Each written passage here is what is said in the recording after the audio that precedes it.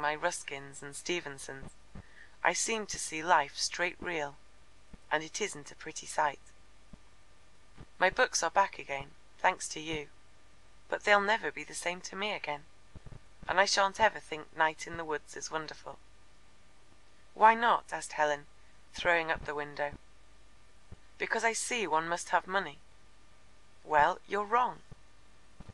"I wish I was wrong, but the clergyman, he has money of his own, or else he's paid. The poet or the musician, just the same. The tramp, he's no different. The tramp goes to the workhouse in the end, and is paid for with other people's money. Miss Schlegel, the real thing's money, and all the rest is a dream. You're still wrong. You've forgotten death." Leonard could not understand. "If we lived forever, what you say would be true. But we have to die. We have to leave life presently. Injustice and greed would be the real thing if we lived forever. As it is, we must hold on to other things, because death is coming. I love death. Not morbidly, but because he explains. He shows me the emptiness of money. Death and money are the eternal foes, not death and life.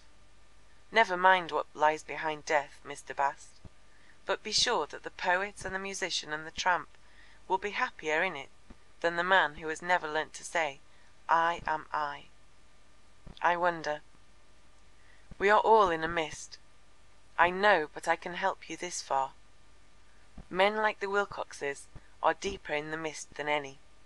Sane, sound Englishmen, building up empires, levelling all the world into what they call common sense. But mention death to them and they're offended, because death's really imperial, and he cries out against them forever. I'm as afraid of death as anyone, but not of the idea of death." "But what is the difference?" "Infinite difference," said Helen, more gravely than before. Leonard looked at her wondering, and had the sense of great things sweeping out of the shrouded night.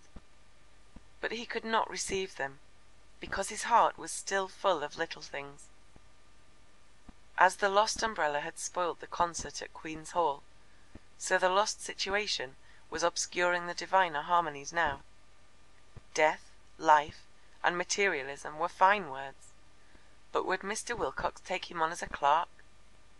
Talk as one would, Mr. Wilcox was king of this world, the Superman with his own morality, whose head remained in the clouds. "I must be stupid," he said apologetically. While to Helen the paradox became clearer and clearer. Death destroys a man.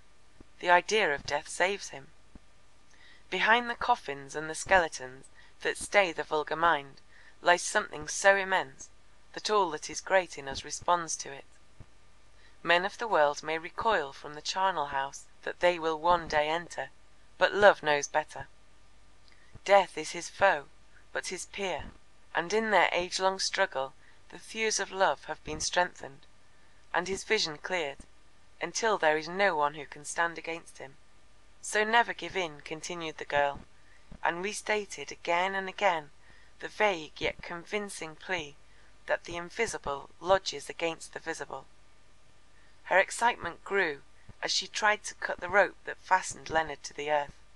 Woven of bitter experience, it resisted her. Presently the waitress entered and gave her a letter from Margaret. Another note, addressed to Leonard, was inside. They read them, listening to the murmurings of the river. End of chapter 27. Recording by Philippa Willits.